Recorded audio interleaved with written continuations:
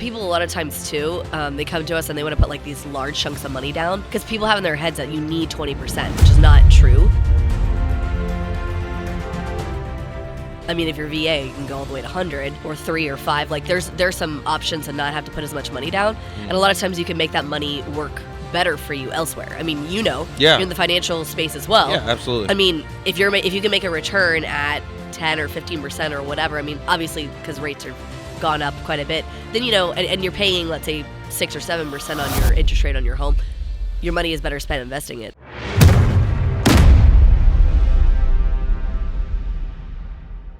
Welcome to the Who You Know Show, where what you know is important, but who you know can make all the difference in your business, career, your relationships, and your life. We're here today at Video Marketing World 2022, and I'm super excited. This episode is brought to you by Real News Public Relations. Everything video, they're going to make you look like $1 million. So make sure you go check them out. And I'm super pumped and excited about our guest today. We've got Jacqueline Crider. Did I say that right? You did. Crider. Okay, Jacqueline Crider here today. She's the managing partner of PBJ Mortgage, which she created out of a passion to educate, empathize, and empower individuals to navigate their largest financial transaction of their life. Pretty much. Welcome to the stage, Jacqueline. How are you? Thank you for having me. Good. Well, except for my sinuses are trying to kill me, but otherwise, you sound I'm doing amazing. Good. Come on. I appreciate it. All right, so I want to dig into this because you say that you started this mortgage company to help people navigate some of this financial stuff that's going on. And you, behind the scenes, you were also telling me why that's such a passion for you. Sure. Why don't you give me some of that backstory? I've been in mortgage about 20 years, kind of ended up in it on accident, and everybody thought that I was going to be a teacher. Like, that's what they thought. And I tell them, actually, I'm a teacher, right? I just teach differently because the financial aspect is such an important part of our lives. I mean, mortgage is literally the largest financial transaction you will make. And a lot of people just aren't passionate about explaining it because it's not exactly the most exciting thing in the whole world. It's not sexy. It's kind of boring. Yeah, it's kind of boring. You don't wake up in the morning and say, man, I want to borrow like $500,000 today. Yeah. Yes. No. You say, I want to buy a house. You don't have $500,000 sitting in your bank account, so you have to come to me and get a mortgage, right? Do you know Grant Cardone? You ever heard of him? I've heard of him, but I do not know him personally. Okay. Grant Cardone, he's been on the show before. He has an interesting concept, okay? Okay. That he says that you own properties that pay you residual income. So you buy to rent, right? To rent them out. And then you don't actually buy a home. You don't buy a home to live in. You actually rent where you stay because where you stay does not pay you residual income. Does that make sense? It does make sense. It's like backwards. It's like he has a way of saying it, but it was very interesting. Yeah, I think what he's basically suggesting is just always like try to have your properties make money for you. Correct. Like if it doesn't pay you income, right? Don't own it. You don't want an asset that doesn't pay you income. Is basically what he's saying. Which is it's a little bit flipped from what most people look for in real estate and all that because it's an appreciating asset and la la la. The reality is, if you really wanted to do that, you would actually need to live there first for like 6 months or so because you have to pay a lot higher interest rates, a lot higher down payments if you go ahead and hop into investment properties, rental properties, right? So you actually could do it where every 6 to 12 months you could live there and then go ahead and rent it out. You could do it that way and get a little bit better return as far as like what your interest rate's going to be, like keeping your costs down, stuff like that. Yeah, it's interesting. I think he also goes into, I've heard him talk a lot about it, where he talks about the flexibility of like not being tied down to a home. Like I see a lot of people that are kind of like, they have all this equity in their home, but it's locked, it's trapped. Like they have to buy or they have to sell and, or especially in Texas, or do some kind of special loan or anything like that to unlock some of that. And so I've worked with people like that. And so he's saying basically to have the freedom and the flexibility of renting, that way you can move, travel, whatever you need to do. Well, so that's kind of interesting. People a lot of times too, they come to us and they want to put like these large chunks of money down because people have in their heads that you need 20%, which is not true. Oh, okay. You can go. I mean, if you're VA, you can go all the way to 100 or 3 or 5. Like there's some options to not have to put as much money down. And a lot of times you can make that money work better for you elsewhere. I mean, you're in the financial space as well. Yeah, absolutely. I mean, if you can make a return at 10 or 15% or whatever, I mean, obviously because rates are gone up quite a bit, then and you're paying, let's say, 6 or 7% on your interest rate on your home, your money is better spent investing it. Yeah, people just need to be educated, as you were mentioning earlier. Sure. I mean, because it's like this, like kind of like conventional wisdom that you want to not go into debt and you want to pay off your mortgage early, Sure. and all of those different things that people have been taught for years and years and years. And it's kind of like I tell people all the time. It's like to change the oil on your car, it used to be like every 3,000 miles. Yep. Right. That's what you've always known for your entire life, but there's new cars being built that like you don't have to change the oil for like 10,000 miles and stuff like that. You know what I mean? All the synthetics and all that. Yeah, it's just the world's changing, and the world of finance is changing. So, what made you so passionate about getting into this and finance? Well, I ended up in mortgage on accident.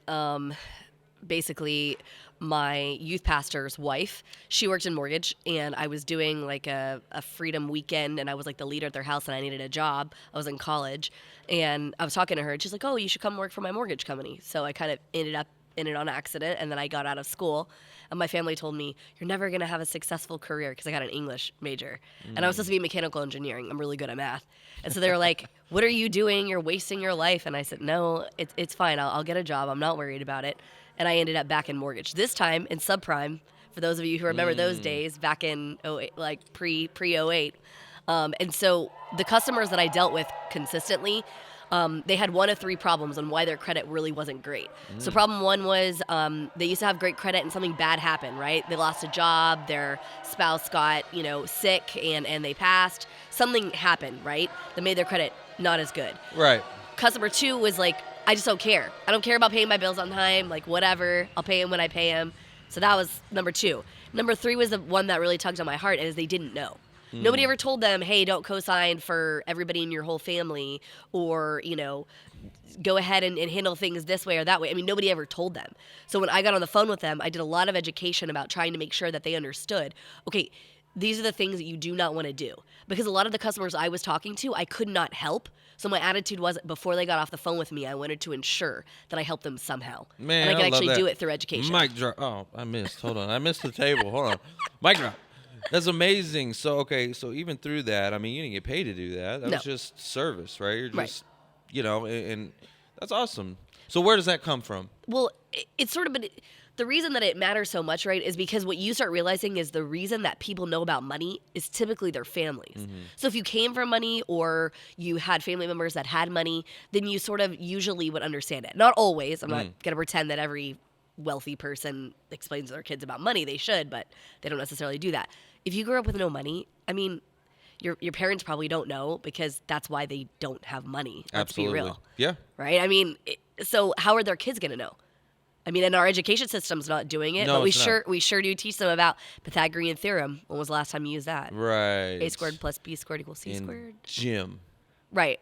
And at least gym is physical fitness. So Yeah, it's a little bit more yeah. relevant. Or photosynthesis. I Yeah. mean, I'm not saying it's not important. It's important. Yeah. But unless you're going to be a scientist for the rest of your life, which is likely not true, are Well, you really going to need it? Yeah, I feel like our education system is very flawed. You don't want to get me started on that. I feel like it's very messed up. It's a business, and it's designed to, these colleges. I mean, it's just a big old business, tuition and all that stuff. It's not meant to help people actually go out in the world and crush it. It's anyway. I don't want to get started on that, but it's not right. Anyways, that's my opinion on that. But I didn't go to college, right? I mean, I went to community college. And the stuff they were teaching me, I'm like, this is high school all over again. What are you talking about? Like, now I gotta. The first couple of years of college pretty much is that. And it's Yeah. because the high schools, unfortunately, do not teach them super well. I actually tried to test out of a lot of it for that reason, because I'm unlike you. I have multiple degrees. I have a bachelor's, and I have a law degree as well. Yeah. I'm not a lawyer. I'm not licensed, but... Well, and it has its place. It definitely has its place, Sure. I just found that, like, I mean, that's why we're at this conference. Everybody here's at this conference today trying to figure out how to make a little bit of extra green, right? It's all about the Absolutely. cash flow. And you know what? There's so many ways to do it now. College is not the only way. And as a matter of fact, what we're finding is that people are going to college, they're getting a degree, and they're not using that degree in the field that they, got it in and stuff like that. And so it's it ends up being a big old waste of money. Or people don't graduate, Yeah. so they waste a bunch of time and money. And it's like, if you're going to educate yourself, like this is education to Sure. me. To me, this conference No, it is. school. It's college. Like, and so I think they've got a program that they're selling here today at like $7,000. Okay, like, okay, spend $7,000, get your education in video marketing, go out there, build a business, crush it, Yeah. make millions of dollars that these entrepreneurs are out here doing. They're making yeah. millions, right? And Well, they're making it off YouTube and the internet and things like that or whatever. in today's actual know. marketplace, and they spend $7,000 on a program to learn all this stuff. Okay, go to college and you're going to spend hundreds of $1,000s, right? Well, so and I'm like, where's the smart investor? Where's the smart ROI? Anyway, I've got 3 20-year-old stepdaughters, and like they're not all 20, but they're in their 20s, and I laugh because I remember when they were like, "Oh, Jax, it is a real, like, you can really make money with YouTube," and I was looking at them like they were crazy because think about it, growing up, like that was not the case. Like that was not a job. I mean, one of them is getting a degree in video gaming something or other. yeah. And I literally looked at her like, that's a real degree? Like video game design or something like that? I mean, but it is. Let me just tell you something. When it comes to this social media game, because the game is constantly changing, Yep. they're adapting the rules and the different platforms, and then every time you turn around, there's a new platform, and da-da-da-da-da-da. Like, whoever can figure it out is the one that's going to make all the money. Yep, Right? it's Because true. this is where the attention is. And so where attention goes, money flows. All Yep, right? Wherever the absolutely. eyeballs are. It used to be TV. It used to be, radio. Now it's podcasting. Now it's, you have it in your hand. Yep. And people are just glued to these things. Look at the kids. And the kids are just like, they're the iPads, and they're just like zombies. I have a 1-year-old daughter. Well, she's like almost 14 months now. But I'm telling you, she knows how to use my phone. She could take pictures yeah. with it. She literally will look at herself on her phone, and then she'll go and she'll be trying to take pictures and video of herself. And I'm like, how do Yeah. you know how to do that? You're 1. Yeah. But she watches us watch the phone and like play with the phone and do all the Yeah. things with the phone, and she knows. And It's it crazy. also, this is an important conversation for all the career changers out there. Look, go what's in demand. I Yep. want you to think about what's in demand, because right now, like, you may be going to a field that's dying. Yep. And this where this conference where we're at right now, Video Marketing World, this is not a dying thing. This is a baby in its infancy, and it's growing like wildfire. And Or do you use things like video to make something that maybe not as dying, but is not as in demand, make Sure. it more in demand. or whatever your passion is. Right. You know what everybody here is doing, right, is they're finding out what do they love, Yeah. and how can I monetize what I love? And what a blessing. Yep. Everyone should be able to have that. The problem is it takes a lot of work, Yeah, time, it does. energy, like, Sure. But I figuring mean, it all anything, out. but anything worth it. worth right? it is, right? Absolutely. I mean, that's how that goes. I mean, that's part of the reason that we're here is I want to make sure that we can educate people on a broader scale. And the only way I can do that, I mean, I can't do it one at a time anymore. I need to be able to go on and use technology to be able to educate, the masses, etc. Absolutely. I mean, and that's exactly how it can be done, right? I mean, people can go to YouTube and they can look at about stuff with mortgage. And if I'm on there and I'm, explaining things, doing a good job, then people will be able to understand better. They'll be able to be more educated. They'll be able to make sure that they're getting a decent deal, all those things, which really matters. Absolutely. And you know what? If you do a good enough job, see, and that's what happens with a lot of these creators is they start it, is like, all right, let me build this so I can market my business, right? And then all of a sudden it blows up and becomes a whole nother business of itself. They end Right. up creating a media company out of it. That's like, there was a guy, I don't know if you remember hearing Austin Armstrong. Yeah. Austin's great. Yeah, great guy. And it's like, it ends up, people He's so just, cheesy too. It's funny. he's awesome. Great guy. Yeah, he's a great guy. But yeah, people end up creating media companies out of this stuff, So it's Yeah. we're in exciting times, and I really feel like we're just in the infancy of this thing because when you think about where we're going and where we're headed, and Sure. look at what Facebook's doing with Meta, Yep. right? And I mean, we're gonna be like, this conference will be on the moon, and we'll just have our VRs. It won't be the same, but it'll be different. Did you ever watch comedian Nick Swartzen? No, I haven't. He's a funny guy, and he talks about how we used to play video games, like when the originals came out, like, the Atari, Nintendos, and all that, and how we had them on a little thing, and then how we play them. He's like, by the time I have kids, we're going to have where you don't even have to have anything there, and you're, like, punching, real people and things like that, and I don't know, it's just funny, because it's just how it's evolved. Tell me about PBJ TV. Is that your PBJ YouTube TV, channel? yeah. That's your YouTube channel. That's the YouTube channel, right. And that's actually, it's kind of in its infancy, so I think there's only like a video or two up. I'm in the process of trying to record them all and get them uploaded, edited, all that good stuff. It's a beast. It's a process. It's a process, sure. Absolutely. The workflow and everything that goes into it. Are you like, are you doing like scripts, or are you just kind of going in like I'm not doing full scripts. Nicole Jones talks about bubble mapping, and basically it's sort of like a rough outline, basically, so you don't miss points. Yeah. I don't do well with the script, because if I do a script, I'm like, hello, this is Jacqueline Crider with PBJ. I mean, I just sound horrible. I can't do it that way. It has to be a little more freeform than that for me. I'm very freestyle myself, and I just did a course that was 30 pages of teleprompter, and I wrote it all out myself, and how'd that go? It went well. So when you do the teleprompter work, you still have to edit it and cut out any of that fluff and make it flow nice, and then you've got to go in and add some visual components, some elements, because it can come off a little bit robotic, but I have enough media training that it probably wasn't the best. I definitely prefer the more fluid, just off the cuff. But it was actually, it didn't turn out bad. I was surprised actually, because it was my first time doing it. But you do enough of it, it's just like anything. And I did literally, it was like 3 hours of it straight, like wow, just reading teleprompter. So I don't think I could do that. That'll get you used to it. Yeah, it was a lot.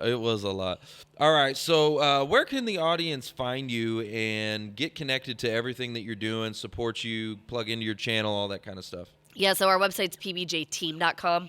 Why team, not mortgage? Because no one can spell mortgage, let's be real. No, that's really the truth. And then we're on Facebook as well. But yeah, the biggest thing is that we're going to pump out a lot of education. And so if you know somebody who wants to understand, right, they want to understand like how it works, what the process looks like, let us be that point of education. I mean, even if we're not licensed in the state that they want to do a loan in, I promise I've got connections out the yin yang, like I can find them. Wait, so are you saying who you know? Who you know, exactly. You're gonna connect them? I like that. Absolutely. Mic drop. Yep. All right, so y'all make sure you blow her up on social media. Make sure you tag her. Give her your favorite mic drop moment and what it meant to you. And that's the show. It's all about who you know. And a little cash flow. Thanks for listening to the Who You Know Show podcast. My name is Trevor Houston, and if you've enjoyed this episode, consider subscribing wherever you listen and leave us a positive review to help us keep the mics on in the studio. Until next week, that's the show. It's all about who you know.